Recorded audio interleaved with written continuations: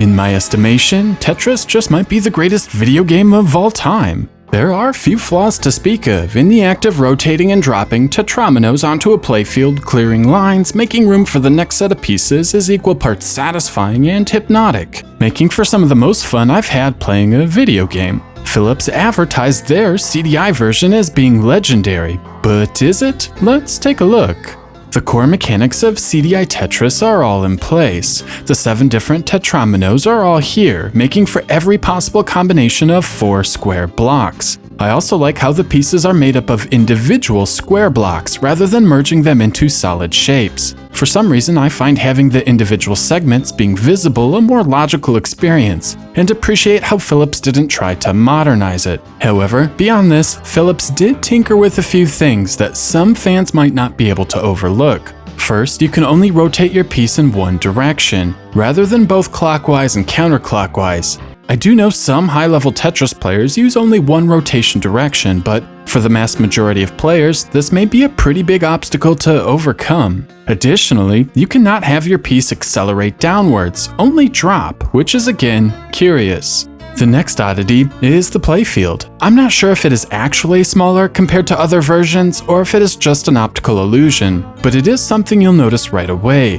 While the small playfield doesn't bother me in the slightest, I hate how it moves to different locations with each passing level. Between each level, the action is interrupted by a screen announcing a level change. However, when the action returns, the playfield has moved.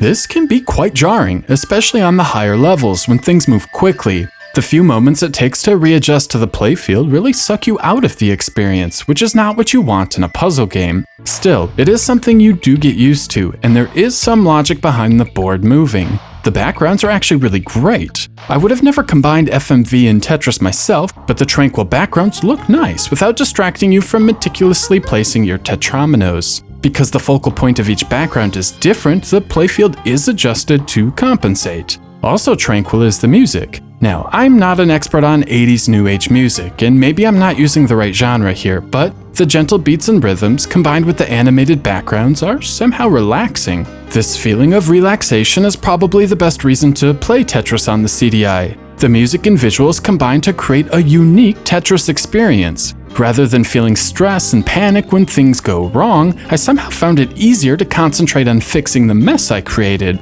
I'm not saying having serene backgrounds and tranquil music is how Tetris was intended to be played, but it's an interesting take on the formula. Finally, CDI Tetris has a few other omissions. There is just a single mode and no multiplayer. The options screen does let you choose a starting point, which is nice, but this is a pretty bare-bones release. So bare-bones, there aren't even sound effects. Now, as of this review, I've barely scratched the surface of the CDI library, but I'm sensing a pattern in regards to sound. It seems games either have sound effects or music, but not both. I'm not sure if this is a coincidence or hardware limitation, but it is definitely odd. While I find the lack of options, sound effects, modes, and rotational deficiencies to be noteworthy, but not game-breaking, the controls do leave something to be desired. A gamepad is the preferable way to play, but the controls are somewhat delayed. The mouse, on the other hand, has no lag whatsoever, but moving your piece left and right with the mouse movements is unnatural and sometimes too sensitive.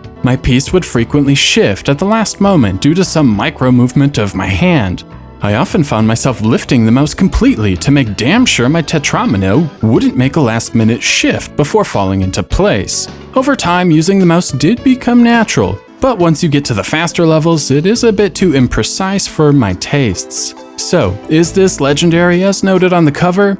Not really. Tetris on the CDI is a strange but noteworthy port of the classic game. It certainly isn't the best version by any stretch, and the controls with the traditional controller or mouse are deficient in their own ways. However, I find the tranquil backgrounds and soothing music make for a good game of Tetris. It is easy to get into the hypnotic Tetris state where everything around you ceases to exist and you are one with the game. CDI Tetris is a bit like Doom on the Sega 32X. It isn't the best version of Doom, but it's still Doom. CDI Tetris isn't the definitive version of Tetris, but the game is still fantastic, flaws and all. 4 out of 5.